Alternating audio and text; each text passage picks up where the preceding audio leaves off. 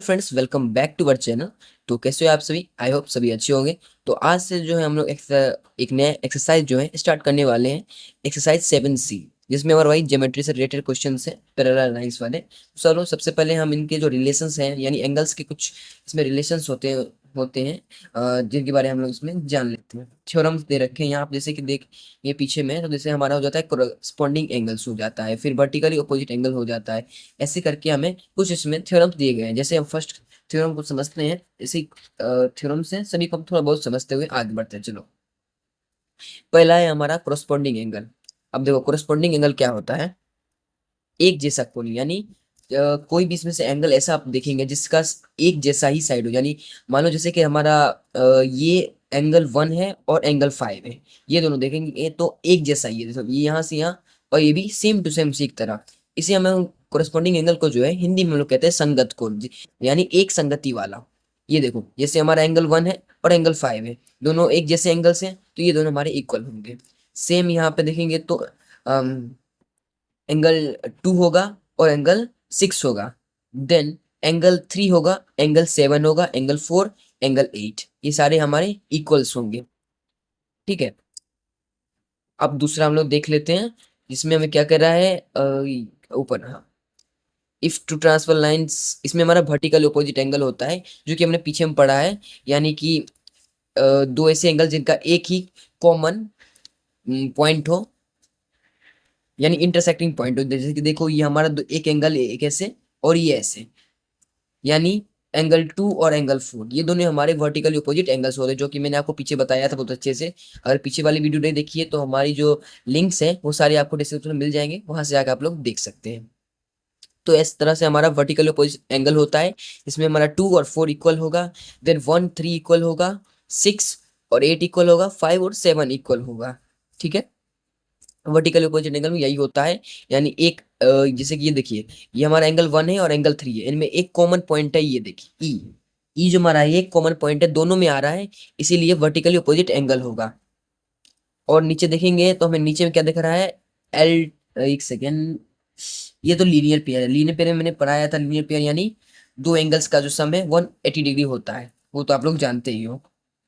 दूसरा इसमें आता है अल्टरनेट इंटीरियर एंगल, शायद दिया है क्या? हाँ, ये देखो नीचे में दे रखा है alternate interior angle. Alternate interior angle क्या होता है कि वो अंदर के एंगल्स होते हैं। जैसे कि देखो, ये देखो, ये हमारा एंगल 3 है और एंगल 4 है, ये दोनों इक्वल हो गए, यानी क्रॉस क्रॉस यहाँ पे चलता है। एंगल 3 और 5 एक साथ क्रॉस होंगे इस तरह से, इस तरह से, तो ये दोनों इक्वल्स होंगे। एंगल 3 5 के इक्वल होगा, एंगल 4 6 के इक्वल होगा, दैट्स इट।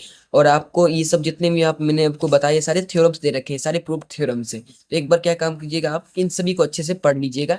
इससे क्या होगा कि आपको आगे के जितने भी क्वेश्चन हैं उन्हें बनाने में आसानी होगी। तो चलो हम लोग एक्सरसाइज पे आते हैं, और अभी क्वेश्चन नंबर 1 को सॉल्व करते हैं। तो 1 में क्या कर रहा है? In the given figure L M and transversal T cuts them. हमारे दो पैरेलल लाइंस हैं, एक एल है और दूसरा एम है, और इनको जो एक ट्रांसवर्सल लाइन है, यानी ट्रांसवर्सल लाइन किसको कहते हैं? जो दो पैरेलल लाइंस को कट करता है उसे ट्रांसवर्सल लाइन कहते हैं। तो हमारा ट्रांसवर्सल लाइन क्या है? टी है। और इसमें हम बोल रहा है आगे, if angle 1 equal to 120 degree, find the measure of each of the remaining marked angles. तो हमें इसमें एंगल 1 यानी ये यहाँ पे जो हमारा एंगल 1 है इसका मेजर दे दिया गया है, और बाकी जितने भी हमारे एंगल्स है 2 3 4 5 6 7 8, इन सभी के हमें मेजर फाइंड करने हैं। तो चलो जल्दी से कॉपी पे आ जाते हैं और वहां पे इसे अच्छे से समझते हैं और बनाते हैं। तो ये देखो, हमारा जो फर्स्ट हमारा क्वेश्चन था उसका मैंने रफली एक डायग्राम ड्रॉ कर लिया है। तो सबसे पहले हमारा एंगल 1 है 120 डिग्री। एक सेकंड, लाइट थोड़ा कम लग रहा है, मैं इसको एडजस्ट कर देता हूँ। अब ठीक है, एंगल 1 इक्वल टू 120 डिग्री। अब देखो, इसमें क्या है, सबसे सिंपल वाला हमारा जो पैरेलल लाइंस का क्वेश्चन है, इसमें ये बहुत आसानी से आपको फाइंड हो जाएगा। मिनिमम एक आपको एंगल फाइंड करनी होगी जिससे सारा निकल जाएगा। तो सबसे पहले हम चलो थ्योरम्स की मदद से देखते हैं कितने एंगल्स हमारे निकल पाते हैं। सबसे पहले देखेंगे तो ये एंगल 1 है, तो ये एंगल 3 का इक्वल होगा। कैसे होगा? जस्ट आपने अभी पढ़ा है, वर्टिकल अपोजिट एंगल है, यानी एंगल 1 जो है वो एंगल 3 के इक्वल होगा। यानी अगर एंगल 1 120 डिग्री है, तो एंगल 3 भी 120 डिग्री होगा। कैसे होगा? तो वर्टिकली ऑपोजिट एंगल से, इसका शॉर्ट फॉर्म होता है वी ओ ए। ठीक है, ये इसका शॉर्टकट होता है, इसको आप यूज कर सकते हैं। नेक्स्ट देखते हैं और कोई इसमें बन रहा है, तो देखो वन एंगल वन जो है हमारे एंगल 5 का भी इक्वल होगा। कैसे होगा, तो कोरिस्पोंडिंग एंगल से होगा। जब जस्ट मैंने आपको पढ़ाया, क्योंकि ये एक जैसा है इसलिए कोरिस्पोंडिंग एंगल से इक्वल हो जाएगा। यानी angle one equal angle 5 also 120 degree. कैसे, तो ये हो जाएगा कोरस्पॉन्डिंग एंगल से। ये एंगल का शॉर्टकट है, ऐसे एंगल का शॉर्टकट हम लोग लिखते हैं। नेक्स्ट देखते हैं, 5 हमने फाइंड कर लिया। अब देखेंगे कि एंगल 5 जो है हमारा एंगल 3 का इक्वल होगा। अब ये कैसे होगा, तो ये भी अल्टरनेट इंटीरियर एंगल से होगा। ठीक है, तो angle 5 equal angle 3 equals 120 degree. किससे, तो अल्टरनेट इंटीरियर एंगल्स। समझ गए। अब देखो, अब अगर कोई रिलेशन हम लोग ढूंढते हैं तो अब कोई रिलेशन हमें नहीं मिल पाएगा, क्योंकि हमने 1 को 8 का इक्वल, सॉरी 1 इक्वल 5 कर दिया है, 1 इक्वल 3 कर दिया है, फिर 5 इक्वल 3 कर दिया है। अरे 3 का 2 बार मैंने कर दिया, अरे सॉरी सॉरी को बार। अब देखो, अभी बाकी हमारे कोई निकल नहीं पा रहा है, तो हम क्या करते हैं, किसी एक को लीनियर पेयर की मदद से निकाल ले। जैसे कि हमारा 1 है, 1 का दे रखा है, 2 का नहीं दे रखा है, क्या करते हैं हम लोग 1 और 2 का निकाल लेते हैं। जैसे हम लोग जानते हैं कि लीनियर पेयर का जो सम होता है वो 180 डिग्री होता है, तो हम यहाँ पे लिख सकते हैं अ, क्योंकि angle 1 plus angle 2 equal 180 degree. किससे, तो लीनियर पेयर से, बाय लीनियर पेयर एल पे। एंगल 1 हमारा दे रखा है 120 degree plus angle 2 equal 180 degree. तो एंगल 2 हमारा क्या हो जाएगा, 180 डिग्री यहाँ पे रहेगा। इसको इधर हम ट्रांसफर कर देते हैं तो ये माइनस चला जाएगा 120 डिग्री। एंगल 2 का मेजर हमारा क्या निकलेगा, 60 डिग्री। ठीक है, एंगल 2 का मेजर हमारा निकल गया 60 डिग्री। अब देखो, अभी बाकी जो एंगल्स है वो हमारे आसानी से निकल जाएंगे, तो एक काम करता हूँ, इस साइड में निकाल देता हूँ। तो देखो हमारा एंगल 2 हो गया। अब देखो 2 के इक्वल हमारा 6 होगा कोरिस्पोंडिंग एंगल से, तो लिख देते हैं angle 2 equal angle 6 60 degree by corresponding angle.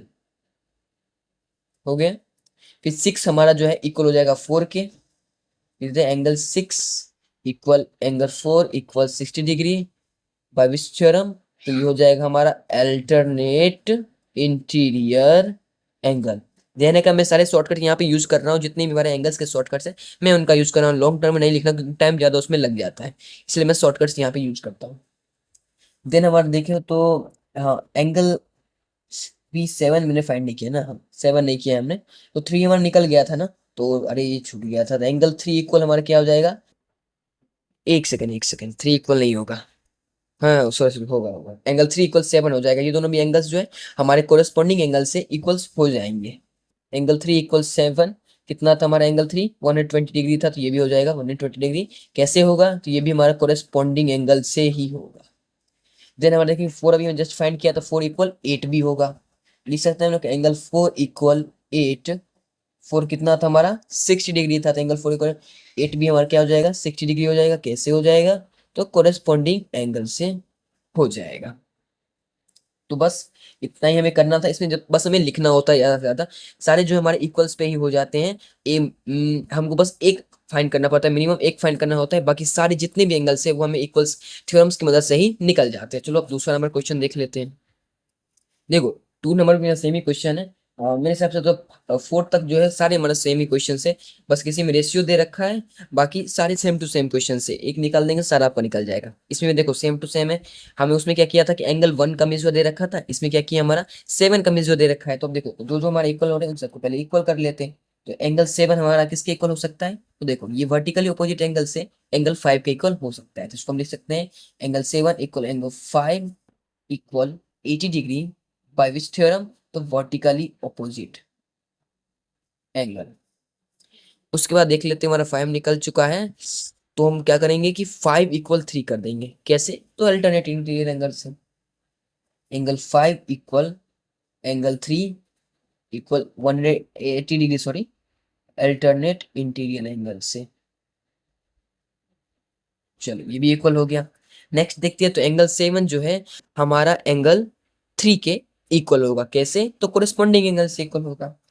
तो angle 7 equal angle 3 equal 180 degree by which theorem, तो ये हो जाएगा हमारा कोरेस्पॉन्डिंग एंगल से। सेम हमारा यहाँ पे 5 है, तो ये हमारा इक्वल हो जाएगा 1 के। ये इससे होगा कोरेस्पॉन्डिंग एंगल से, angle 1 equal angle 5 equal 80 degree by corresponding angle. ठीक है, अब देखो हमारे क्या क्या निकल चुके हैं, हमारा 5 और 4 नहीं निकला है, 5 3 1 7 ये सब निकल चुका है। अब देखो हमारे हमको क्या करना है, अब इनमें से हमारा 2 या फिर 2 निकालो या तो 4 निकाल लो, किसी का भी एक निकाल लो, फिर हमारे जितने बचे हुए हैं वो भी निकल जाएंगे। मैं एक काम करता हूँ 2 का निकाल लेता हूँ, लीनियर पेयर से निकल जाएगा। तो एंगल 2 प्लस एंगल 1, ठीक है, ये हो जाएगा हमारा 180 डिग्री बाय पिच, तो ये हो जाएगा लीनियर पेयर्स। लिखने का जरूरत नहीं हो तो वैसे लीनियर पेयर, लेकिन फिर भी लिख देना चाहिए। हो जाएगा एंगल 2 प्लस एंगल 1 का मीन्स हमारा 80 डिग्री इक्वल 180 डिग्री। तो एंगल 2 का मीन्स हो जाएगा, सीधा मैं माइनस कर देता हूँ, 180 डिग्री माइनस 80 कितना हो जाएगा हमारा 100 डिग्री, ये हो गया 100 डिग्री। तो बाकी के जो एंगल्स हैं क्या हो जाएंगे, एंगल 2 से सबसे पहले हम देखते हैं, तो एंगल 2 से हमारा एंगल 6 निकल सकता है। Angle 2 equal angle 6 equal 100 degree by which corresponding angle से, ठीक है। अब 6 निकल गया तो हमारा 4 भी निकल जाएगा। Angle 6 equal 4 equal 100 degree by which, ये हो जाएगा अल्टरनेट इंटीरियर एंगल से। अरे थोड़ा फास्ट हो रहा है। फिर देखते हैं, हमारे से वो 4 निकल चुका है ना, 4 निकल गया। अब क्या करेंगे, 4 निकलने के बाद हमारा 8 भी निकल जाएगा। Angle 4 equal angle 8 equal 100 degree. कैसे होगा ये हमारा हो जाएगा कोरेस्पॉन्डिंग एंगल से, ठीक है। तो बस इतना ही था ना, इतना ही एंगल में निकालना था। वो 2 निकाल लिया, 3 भी निकाल लिया, 4 हो गया, 5 6 7 8 8 8 हमने भी निकाला, हो गया। जितने भी एंगल्स है सारे हमने निकाल लिए। तो इसी तरह से बहुत ही सिंपल वे में आप सारे एंगल्स को निकाल सकते हैं, फाइंड कर सकते हैं, जितना भी होगा सारा फाइंड हो जाएगा इसी तरह से। तो बाकी के जो हमारे 2 क्वेश्चन हैं 3 4 वो हम लोग नेक्स्ट वीडियो में देख लेंगे, और आगे का जितना भी है सारा कंटिन्यू रखेंगे। तो मिलते हैं नेक्स्ट वीडियो में। यहाँ तक आपने देखा, thank you for watching, bye.